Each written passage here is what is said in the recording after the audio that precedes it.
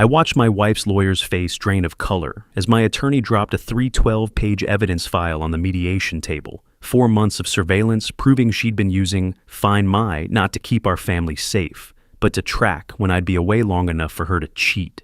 If you got some time, maybe grab a coffee or something, because this story is a long one. And honestly, if you've ever trusted someone completely only to find out they were playing you the entire time, you'll understand why I need to tell it all. So here's the question that probably brought you here. How does a guy go from being the oblivious husband to walking into mediation with 312 pages of evidence? The answer took 4 months, 300 screenshots, 14 hours of video footage, and the willingness to play a game I never wanted to play in the first place. But let me back up, because to understand how it all fell apart, you need to see what it looked like when it was still together, or at least when I thought it was together. My name is Michael, I'm 40 years old, and until about 6 months ago, I genuinely believed I had the life everyone said they wanted. Suburban Austin, Texas, nice house in the Circle C Ranch neighborhood. You know, the kind of place with good schools and neighborhood pools and those annual block parties where everyone pretends they're not secretly competing over whose lawn looks better. I had a wife, Jennifer, who I'd been with since college. We'd been married 10 years. We had 2 daughters, Emma, who's 7, and Sophie, who's 5. I worked as a senior software engineer at a mid-sized tech company. Jennifer was an HR manager at a regional healthcare company. On paper, we were living the dream. We met at UT Austin when we were kids, really. I was 22, she was 20. Jennifer was ambitious, driven, always knew exactly what she wanted. I was the steady guy, the one who showed up, the one you could count on. We balanced each other out, or so I thought. We got married young, had Emma pretty quickly, bought the house, had Sophie 2 years later. We did everything you're supposed to do when you're building a life together. And here's the thing. I deliberately didn't pursue promotions that would have required me to travel. I turned down opportunities that would have meant more money but less time at home. I wanted to be there for bedtime. I wanted to be the dad who showed up at soccer games and dance recitals. I thought that's what we both wanted. Jennifer seemed to appreciate it at first. She'd tell her friends, "Michael's such a hands-on dad," and I'd feel proud. I thought we were on the same team. The Find My conversation happened about 6 months ago, maybe a little more. We were having dinner, just the 2 of us. Girls were at Jennifer's mom's place, and she brought it up casually. There had been some news story about a family who'd been in a car accident, and the Find My app had helped first responders locate them quickly. Jennifer set down her fork and said, "We should set that up. You know, for safety." I remember hesitating. I'm a software engineer. I know how these apps work, and there's always been something about location tracking that felt a little invasive to me, but Jennifer pushed. "Don't you want to know the girls are safe? What if something happened and we couldn't find them?" And then she added, "We can all track each other. It's not like I'm spying on you. Don't you trust me?" And that right there, that's the line that got me. Because if you say no to that question, you're the bad guy. You're the paranoid husband who doesn't trust his wife. So I said yes. We set it up together that night. Michael, Jennifer, Emma, Sophie, all on Find My. Jennifer even made it a fun family thing with the girls. "Now, Mommy always knows you're safe," she told them, in that cheerful voice she used when she wanted them to think something was exciting. I should have seen it then. But I didn't. If you've ever ignored a red flag because acknowledging it would mean admitting something you didn't want to admit, you know exactly how that feels. My job had its intense periods. Software development is like that. You've got sprint weeks where everyone's pushing to hit deadlines, and sometimes that meant late nights at the office. I'd text Jennifer, "Gonna be late tonight, big deadline," and she was always so understanding. "Stay as late as you need, babe. I've got the girls." Sometimes she'd even suggest it. "Why don't you go in this Saturday and knock out that backlog? I'll take the girls to my mom's." I thought I'd married a saint. I'd check Find My occasionally just to see where everyone was. Jennifer was always at normal places, the gym, the grocery store, home. It never occurred to me that she might be checking my location too. It never occurred to me that she might have a reason to. But there were cracks, small ones at first. The kind you can explain away if you want to, badly enough. About 3 months ago, Jennifer started this whole self-care thing. She joined a new gym, got a membership at LA Fitness on William Cannon, She started going to girls' nights every Tuesday evening. She bought new perfume, something expensive, not her usual style, new lingerie. When I noticed, she said, "It's for me. I'm allowed to feel good about myself, aren't I?" And I said, "Of course, because what kind of controlling asshole would I be if I said anything else?" The sex life dropped off around the same time. We went from a couple times a week to maybe once every 2 or 3 weeks. When I'd initiate, she'd say she was tired. "The girls are exhausting, Michael. I'm touched out." So, I backed off. I didn't want to be that husband who pressured his wife. Her phone behavior changed too. She started taking it to the bathroom, keeping it face down on the table. There was this one time I picked it up just to check the time, and she sort of flinched like I'd grabbed something fragile. "What are you doing?" she asked, sharper than usual. I said I was just checking the time. She softened. "Sorry, work stress. HR is dealing with this whole thing." And I accepted it because she worked in HR, confidential stuff, made sense. The conversations between us became shallower. We talked about logistics, who was picking up Emma from soccer, did we need to buy more groceries, when was Sophie's dentist appointment. But we didn't really talk anymore, not about feelings or dreams or any of the stuff we used to stay up late discussing when we were young and stupid and in love. When I'd ask about girls' night, she'd give me details that felt rehearsed. "Oh, we went to that wine bar on South Lamar. Rachel's going through stuff with her husband. You know how it is." And I'd nod because, yeah, I knew how it is, except I didn't know anything at all. Looking back, I should have trusted my gut. But when you love someone, you find ways to explain away the red flags. You tell yourself you're being paranoid. You tell yourself you're overreacting. You tell yourself that questioning them makes you the bad guy. I had no idea those Tuesday nights were destroying my marriage. I had no idea she was already planning to take my kids. The moment everything started to unravel was a Tuesday night in March. I'd told Jennifer I'd be working late. We had a sprint deadline, classic crunch time. I was planning to stay at the office until maybe 11, but around 8:30, I realized I'd left an important document at home, something I needed for a client presentation the next morning. So I left the office early, got home around 9. Jennifer's car wasn't in the driveway, which was weird because she'd said she was having a quiet night at home with the girls. I walked in, and Tessa, our babysitter, this 16-year-old neighbor girl, was on the couch watching TV. Emma and Sophie were already asleep upstairs. Tessa looked surprised to see me. "Oh, hi, Mr. Carson. I thought you'd be at work till late." I was confused. "Where's Jennifer?" "She said she had book club tonight. She left around 7:30. Book club, not what she'd told me. I kept my face neutral. "Right, yeah. Book club. Lost track of time. Thanks for watching them, Tessa." I paid her, she left, and I stood in my kitchen feeling this weird pit in my stomach. I went to grab a glass of water, and that's when I saw it. In the sink. A protein shake bottle. Expensive brand, not one I recognized. Not Jennifer's usual stuff either. She drank these terrible green smoothies in the morning, not protein shakes. And it definitely wasn't mine. I picked it up, rinsed it. Told myself the babysitter must have brought it. But Tessa was 16. This was a premium brand, the kind you buy at specialty nutrition stores. It didn't make sense. I pulled out my phone and opened Find My. Jennifer's location showed her at Planet Fitness on Slaughter Lane. Okay, maybe she'd said gym and I'd misheard book club. Maybe I was being paranoid. But the thing is, once you start noticing things, you can't stop. It's like a thread on a sweater. You pull it, and suddenly the whole thing starts unraveling. The next Tuesday, I paid attention. Jennifer said she was going to girls' night with her friend Rachel and some others. Wine bar, probably wouldn't be home till 9:30. I said, okay, told her I'd handle bedtime. She left the house around 7, dressed nice.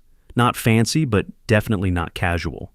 I checked Find My at 8. She was at Planet Fitness. Okay. I checked at 8:30. Still at Planet Fitness. Gym session made sense. I checked at 9. Still at Planet Fitness. 3 hours at the gym? That seemed excessive, even for someone on a new fitness kick. I called her at 9:15. She answered, and I could hear it immediately. The background noise wasn't gym sounds. No clanking weights, no upbeat music. It was quieter, more ambient. Maybe music, but the wrong kind. "Hey babe, what's up?" she said, and she sounded slightly breathless. Just checking in. How's girls' night? It's good. We're at this wine bar Rachel found. It's nice. Rachel's place? No, the wine bar. On South Lamar, I think. But Find My said she was at Planet Fitness on Slaughter Lane. Opposite ends of town. I didn't say anything, just told her to have fun, hung up. My hands were shaking. Maybe the GPS was glitchy. Maybe the app was wrong. Maybe there was a reasonable explanation. A week later, on a Thursday, not a Tuesday, just a random Thursday evening, I came home from work at my normal time. Jennifer wasn't there yet. I went upstairs to change clothes, and that's when I smelled it. In our bedroom, cologne, men's cologne, not mine. I don't know if you've ever experienced that specific kind of panic, but it's like ice water in your veins. I checked the bathroom. My cologne bottles were all in the same place, same level of liquid. This wasn't mine. This was something else, something musky and expensive. I went to our closet, started looking, and there, tucked behind Jennifer's winter coats in the back, I found a men's dress shirt, size large. I'm an extra large. The tag was still on it, Nordstrom, $89. Jennifer came home 20 minutes later. I was sitting on the bed, holding the shirt. She froze in the doorway. "What are you doing?" I held up the shirt. "What is this?" Her face did this weird thing, a micro expression of panic, then smoothed over. "Oh my God, Michael. That's the shirt I got for your birthday. I hid it there." "My birthday's not for 4 months. I shop early. You know I like to plan ahead." She laughed, but it sounded forced. "Why are you going through my stuff?" "It's the wrong size. Large. I'm extra large. They must have given me the wrong one. I'll exchange it." She walked over, took the shirt from my hands, and her voice got tight. "Why are you interrogating me? This is what I get for trying to surprise you?" And just like that, I was the bad guy. I was the paranoid husband going through her things and ruining surprises. So I apologized. I actually apologized. But that night, after she fell asleep, I went downstairs. We had a shared laptop, the one we used for family stuff. Photos, finances, random browsing. Jennifer had been using it earlier. I'd seen it open on the kitchen table. I opened it up. The browser was still logged into her personal Gmail. I sat there for maybe 5 minutes, cursor hovering over the inbox. This was a line. Once I crossed it, there was no going back. But I kept thinking about the protein shake, the cologne, the lies about her location, the shirt. I clicked. The first thing I saw was an email from 6 months ago. The subject line, initial consultation, Carson divorce. I think my heart actually stopped for a second. I opened it. It was from a family law attorney named Robert Chen, and Jennifer had written to him describing our marriage. But the version she described wasn't the marriage I thought we had. She called me emotionally absent. She said I was a workaholic who prioritized career over family. She listed times and dates, all the nights I'd worked late. She had screenshots from Find My showing my location at the office at 8 p.m., 9 p.m., 10 p.m. She'd been documenting my schedule. But the part that made me feel like I was going to throw up was this line, "I need to ensure I get primary custody and adequate child support." This wasn't a woman having doubts about her marriage. This was a woman planning a war, and she'd been planning it for 6 months. I kept reading. There were more emails, updates to the attorney over the past months. She described her strategy. Position herself as the primary parent. Document every time I was absent. Build a case. She literally wrote, "I'm using the Find My app to keep records. He thinks it's for safety, but it's documenting his patterns." The safety app. The one she'd convinced me to install by making me feel guilty for not trusting her. She'd weaponized it. I switched tabs. Opened her Messages app. Also logged in on the laptop. Started scrolling. Most were normal. Emma's teacher, her mom, her friend Rachel. Then I saw a contact saved as Rachel G. I opened it. The most recent message was from the night before. "Can't wait to see you tomorrow night. Same place?" The response, "I've missed you. Tuesday nights are my favorite." I scrolled up and up and up. These weren't messages to Rachel. This was someone else. Someone Jennifer was calling Rachel G to hide in plain sight. The conversation went back 8 months. The first message, "Hey stranger, saw you on my LinkedIn suggestions. How've you been?" Jennifer's reply, "Ryan, oh my God, it's been forever." Ryan, I knew that name. Ryan Patterson, Jennifer's ex-boyfriend from college. They'd dated for 2 years, broken up senior year, and I'd never thought about him again because why would I? That was 15 years ago. I kept reading. Friendly catch-up turned into flirting. Flirting turned into, I think about you, and I miss what we had. Then it turned explicit. Plans to meet, hotels, Tuesday nights. The most recent exchange from 2 days ago. Ryan, your husband doesn't appreciate what he has. Jennifer, once the divorce is final and I have the house in custody, we can be together properly. I read that message 3 times. She wasn't just cheating. She was planning to take my kids, take my house, and ride off into the sunset with her college ex. It was 3:47 in the morning. I was sitting in my kitchen, laptop in front of me, reading my wife's plan to destroy my life. And the fucked up part? I'd been making it easy for her. Every late night I worked, every time I said yes when she suggested I stay at the office on Saturday, I was giving her exactly what she needed. Evidence, ammunition. She'd turned safety into surveillance, and surveillance into evidence. I went upstairs, stood in the doorway of Emma and Sophie's room. They were asleep, Sophie clutching her stuffed elephant, Emma sprawled out with one leg hanging off the bed. They looked so peaceful, so innocent, and I thought, she's trying to take them from me. I didn't sleep that night. I sat in that room until sunrise, just watching my daughters breathe and making a decision. Because I had 2 options. Option 1, confront Jennifer immediately, have it out. File for divorce in a panic. Walk into a custody battle completely unprepared while she had 6 months of documentation and a strategy. Option 2, play the long game. Gather my own evidence. Beat her at her own game. I chose option 2. At 7 a.m., when Jennifer came downstairs, I was making coffee. She asked if I'd slept okay. I said, work stress, couldn't sleep. She made a sympathetic noise and said I should take a day off. I said maybe I would. I went to work, couldn't concentrate. At 10 a.m., I called in sick and left. Drove to a coffee shop, sat in my car. Googled best family law attorney, Austin, Texas. By that afternoon, I had a consultation scheduled for the next day with an attorney named Sarah Mitchell. Sarah was in her 50s, experienced, the kind of person who'd seen every variation of every bad divorce. I told her everything, the Find My tracking, the lawyer emails, the affair, the custody plan. She listened without interrupting. Then she said, "Do you have proof? I saw it on our shared laptop, her emails, her messages." In Texas, if it's a shared device in a shared home, you have legal access. But we need more. We need a pattern. We need hard evidence that will hold up if she claims you fabricated screenshots. How do I get that? She pulled out a legal pad. You document everything for at least a month, preferably 2 or 3. You secure financial records. You gather evidence of the affair, photos, timestamps, locations, and you build a counter-narrative. Counter-narrative? She's been documenting you as an absent father. You document yourself as a present father.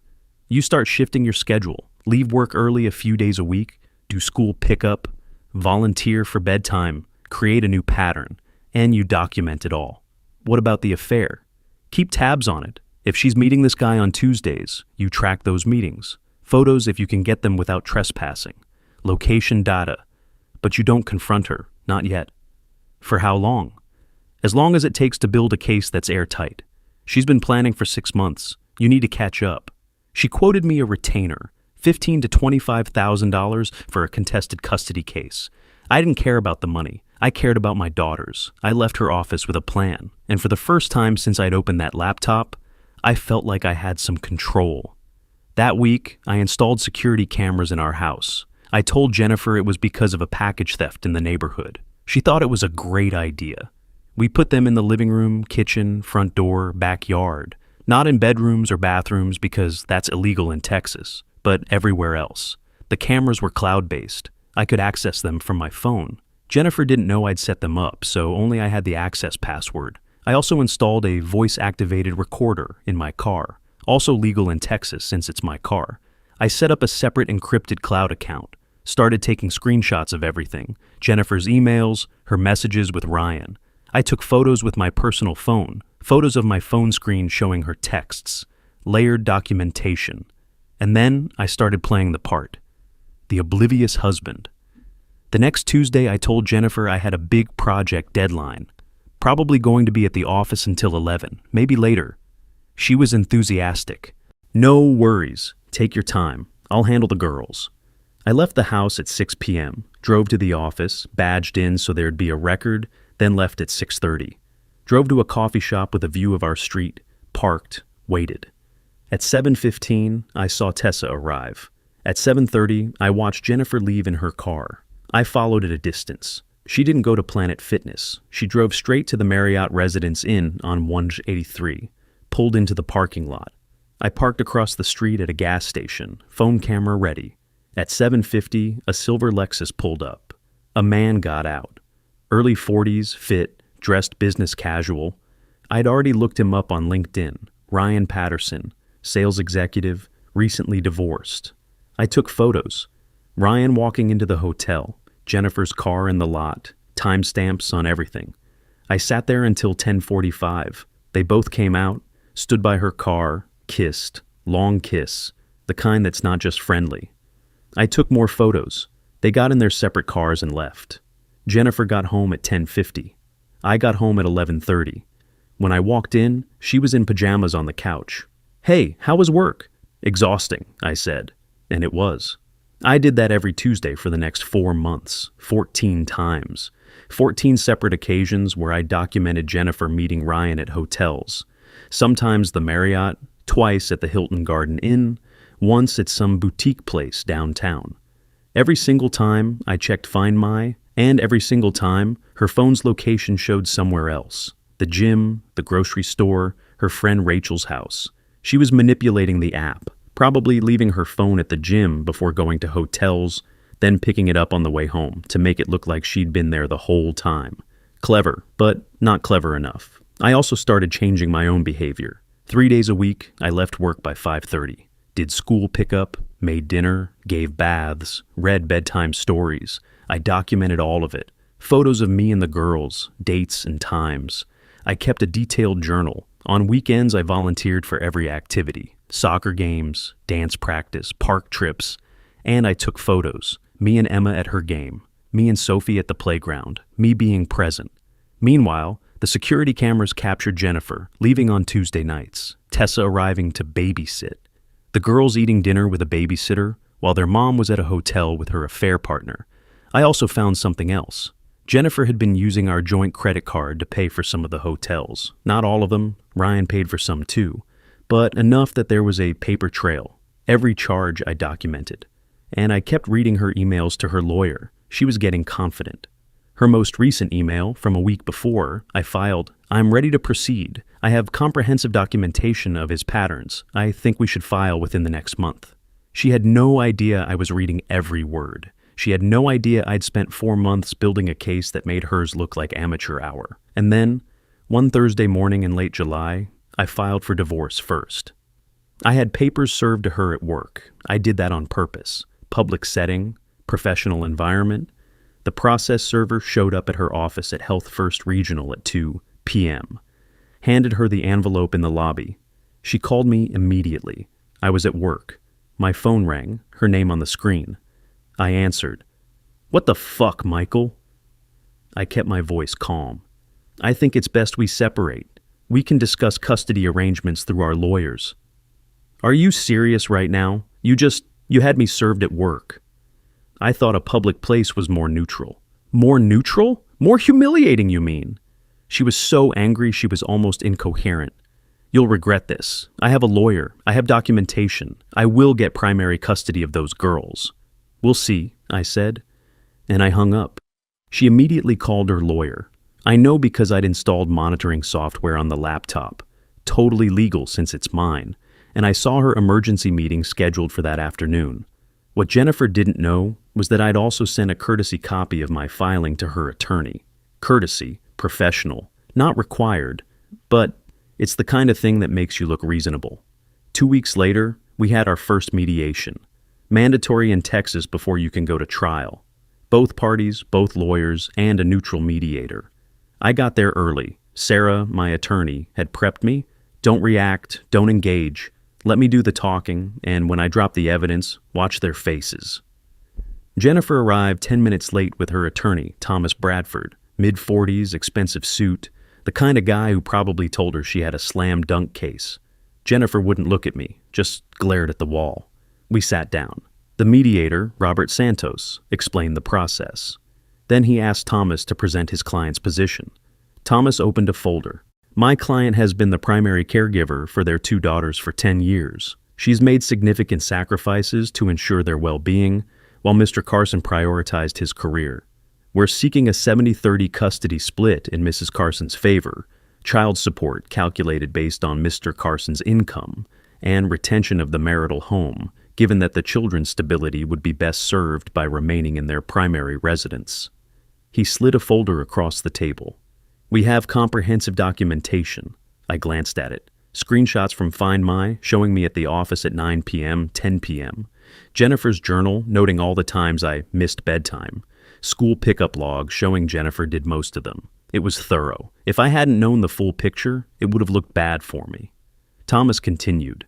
Mr. Carson has demonstrated a pattern of absence, late nights, weekend work, missed family events. While he provides financially, he has not provided emotionally. Mrs. Carson has been the stable, present parent. The mediator turned to Sarah. Your response? Sarah smiled. It was the kind of smile that made Thomas look nervous. We also have documentation. She placed a binder on the table. It landed with a thud. 312 pages. Thomas looked at it. What is this? Evidence, Sarah said simply. She opened to the first section. The tab read, Exhibit A, Evidence of Adultery. Jennifer's face went white. Sarah started pulling out photos, 8 by 10 glossy prints. Jennifer and Ryan entering the Marriott Residence Inn. Timestamps, different dates, 14 separate occasions. These photos document Mrs. Carson's extramarital affair with Ryan Patterson, her former boyfriend. The affair began approximately 8 months ago and has continued through the present. She pulled out more documents, screenshots of text messages, explicit texts between Jennifer and Ryan, plans to meet, discussions about the divorce, that line about, once the divorce is final and I have the house in custody. Thomas looked at Jennifer. You told me there was no one else. Jennifer couldn't speak, just stared at the photos. Sarah continued. We also have credit card statements showing hotel charges on the joint account. Mrs. Carson used marital funds to facilitate this affair. She opened her laptop. And we have video footage. She hit play, security camera footage from our house. Jennifer leaving on a Tuesday night, dressed up.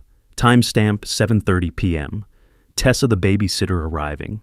The girls eating dinner without their mother. Then audio from the car recorder. Jennifer on the phone.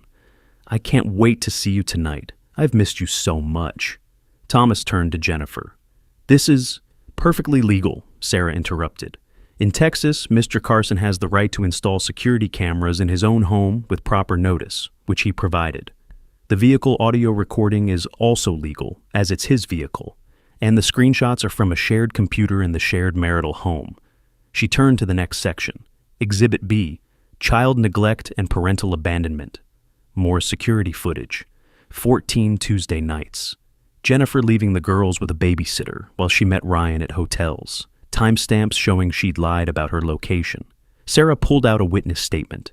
This is from Teresa Henderson, the babysitter. She confirms Mrs. Carson hired her every Tuesday night for the past 4 months, claiming she was attending book club. The babysitter noted that Mrs. Carson was often dressed inappropriately for book club and frequently returned later than stated. Then Sarah opened to the third section. Exhibit C, Custody Manipulation and Strategic Deception. Printed emails, every single one. Jennifer's correspondence with her attorney from 6 months ago. The initial consultation where she described me as emotionally absent. Her strategy to position herself as the primary parent. Her plan to use Find My to document my work schedule. Her own admission that she was keeping the affair secret until the divorce was filed. The mediator leaned forward. Mrs. Carson, did you plan this divorce and custody strategy while engaging in an extramarital affair? Jennifer just sat there, frozen. Thomas looked shell-shocked. I need a moment with my client. 10-minute recess. In the hallway, I could hear Jennifer's voice rising. You have to fix this. Thomas's response. You lied to me. You said he was neglectful. You were the one abandoning the kids. He's twisting everything. He has 4 months of evidence. Photos, videos, your own words and emails. When we returned to the room, Thomas looked defeated. The mediator asked, Shall we discuss custody realistically? Sarah folded her hands. My client is seeking 60-40 custody in his favor, with him designated as primary custodial parent, given Mrs. Carson's demonstrated pattern of deception, abandonment of the children for extramarital purposes, and premeditated manipulation of evidence. We believe this is appropriate. Thomas started to object, but the mediator held up a hand. Mr. Bradford, do you dispute any of the evidence presented? Thomas looked at Jennifer. Jennifer looked at the table. No, she said quietly. The mediator made some notes. We'll adjourn for today and reconvene next week to discuss terms. As I walked to my car, Sarah said, That went better than expected. She's cornered. They'll come back with a settlement offer. What about Ryan? Sarah smiled. I have a colleague who represents Ryan's ex-wife in his custody case. I'm sending her our evidence file this afternoon. His ex-wife will be very interested to know about his affair with a married woman. I felt something I hadn't felt in months. Control. I thought that was the end of it. I thought she'd settle quietly and we'd move on with separate lives. I had no idea the worst was yet to come. Ryan ghosted Jennifer immediately. Same day as the mediation, she called him from the parking lot, and he told her they needed to stop talking. His custody case was at risk. He couldn't be associated with this. Then he hung up and blocked her number. So, she'd lost her affair partner, her custody case, and was about to lose her career. That evening, Jennifer went to her parents' house. I knew because her mom called me first. Maria Martinez, Jennifer's mother, said, Michael, Jennifer is here. She's very upset. What happened? I gave her the short version, the affair, the custody manipulation, the evidence. There was a long silence. Then Maria said, Thank you for telling me.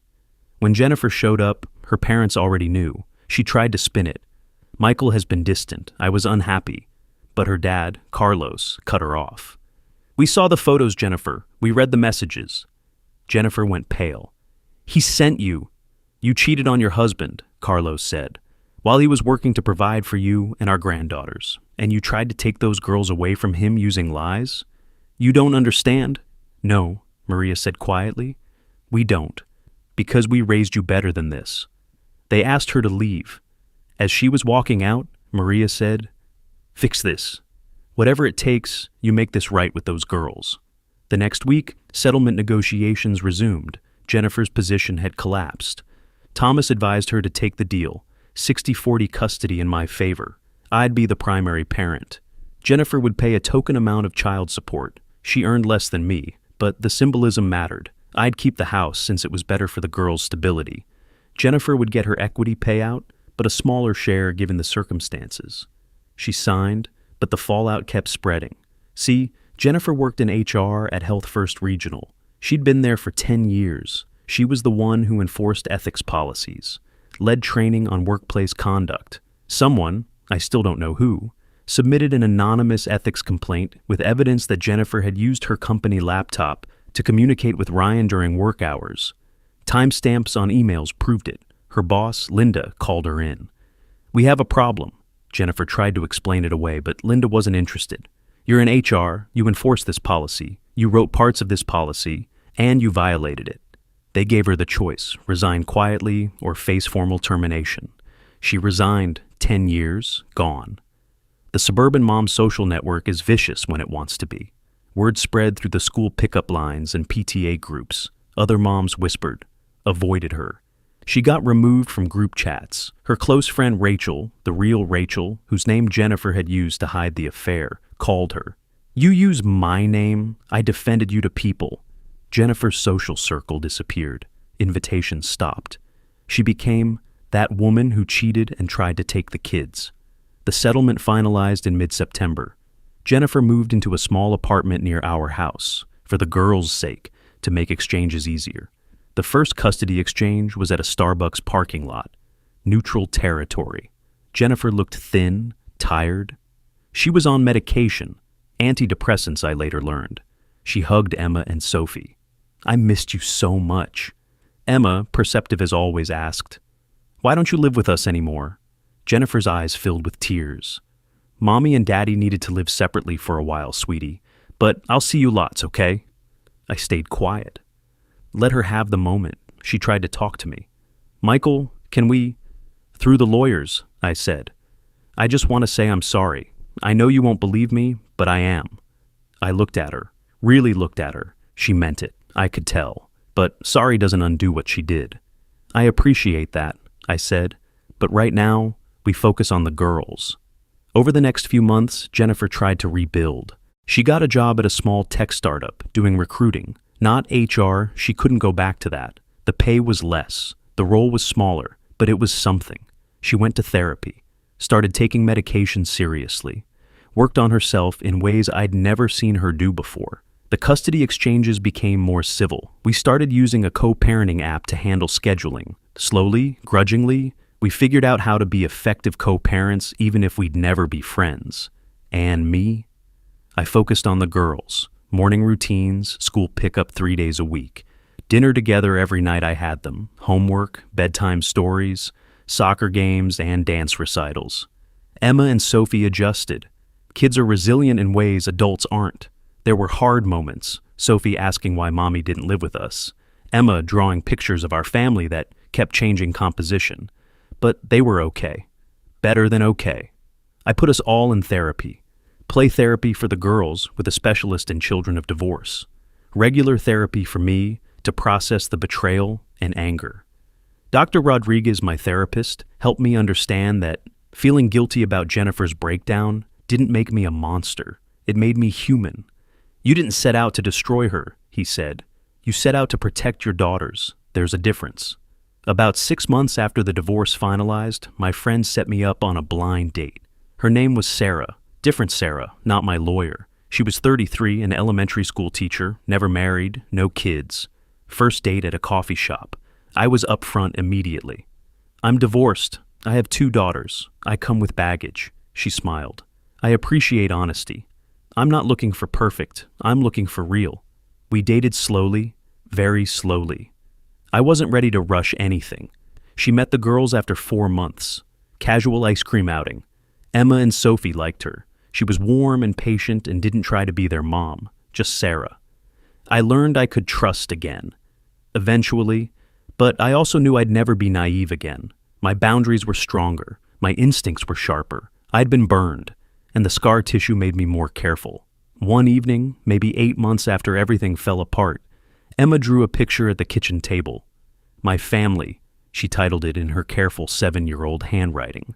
The old pictures, the ones from before, used to show all 4 of us holding hands. Perfect family.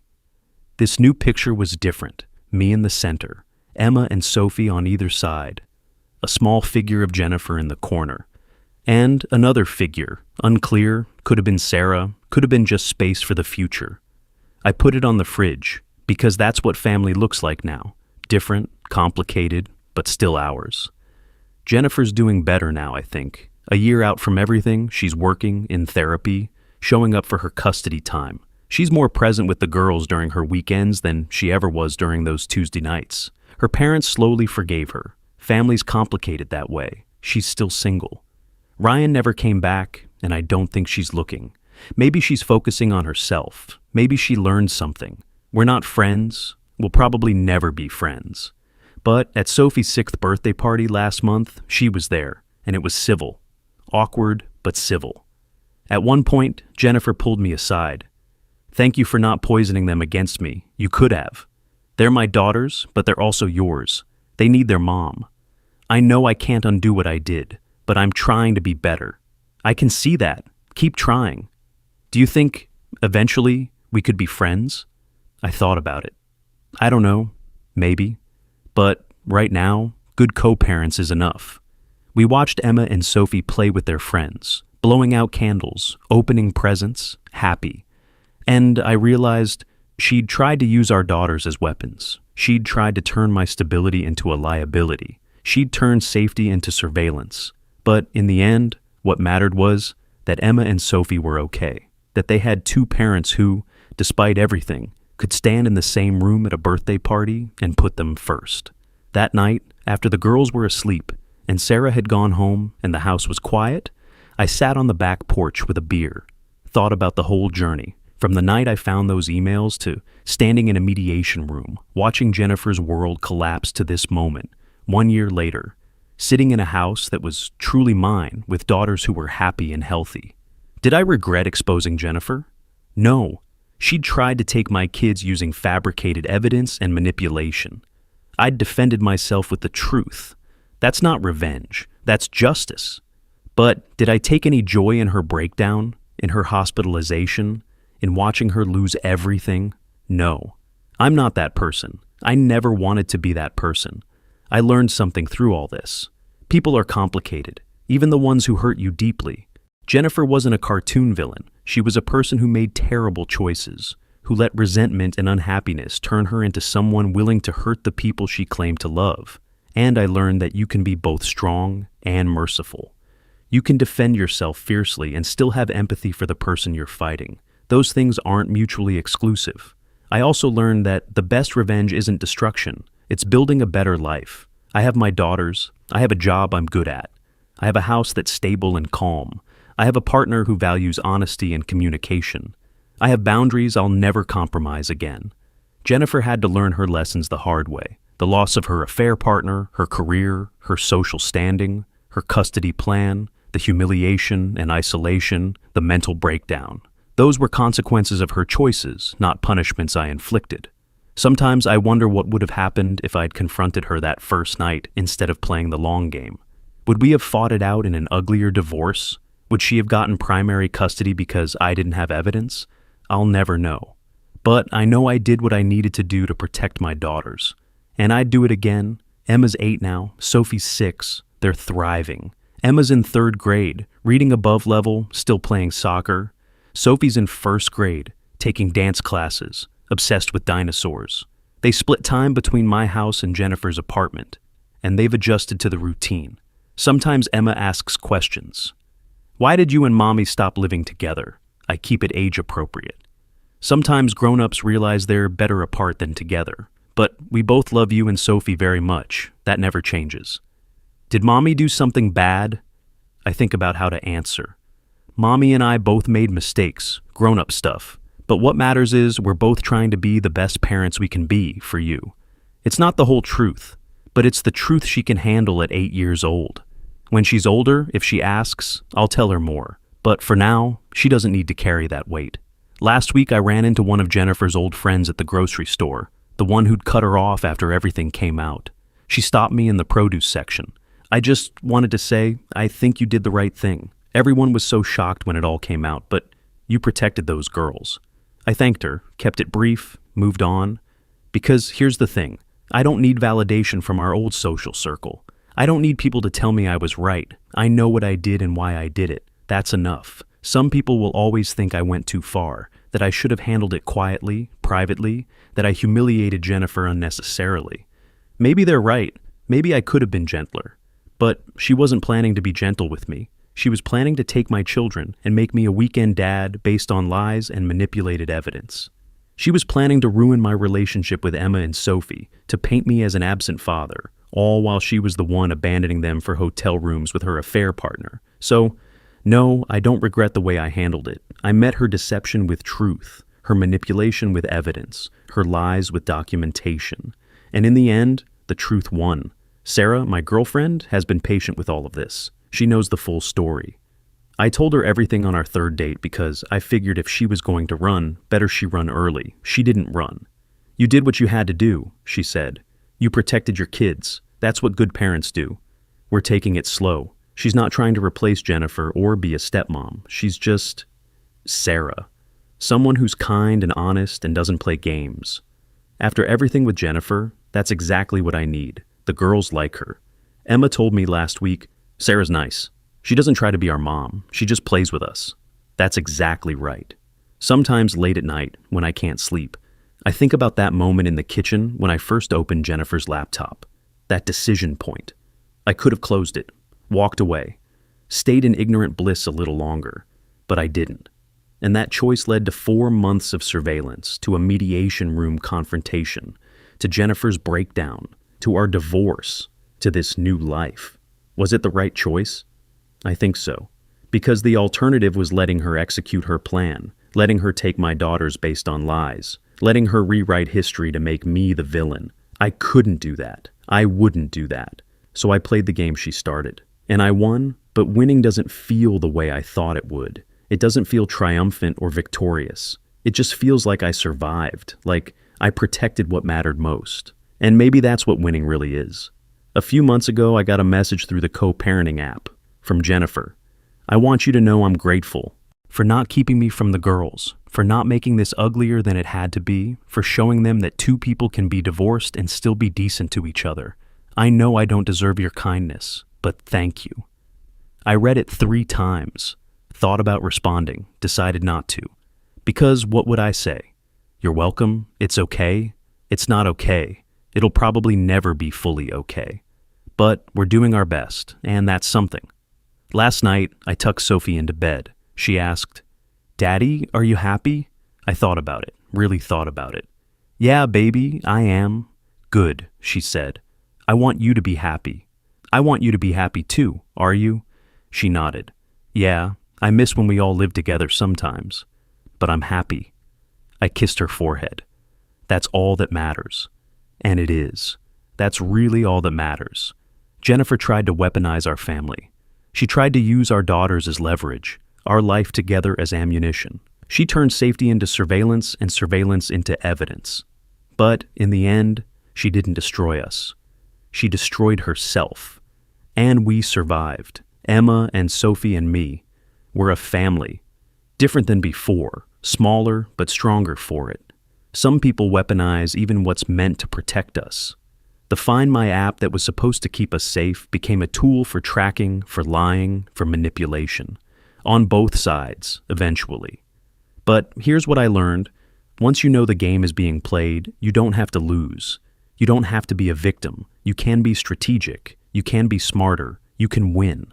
Just know that winning might not feel the way you expected. It might feel hollow sometimes. It might make you question yourself. But if you're fighting for your kids, if you're defending yourself against someone who's trying to take everything from you, then you fight. You fight smart. You fight fair. But you fight to win. I did. And I'd do it again. That's my story. That's how I went from trusting husband to the guy who walked into mediation with 312 pages of evidence. That's how Find. My went from a safety app to a weapon to a trap. And that's how I learned that sometimes the best way to beat someone at their own game is to play it better than they ever could. 1 year later, I'm sitting here in my house with my daughters asleep upstairs. And I can honestly say I'm okay. Not perfect, not healed completely, but okay. And sometimes okay is enough. Sometimes okay is everything.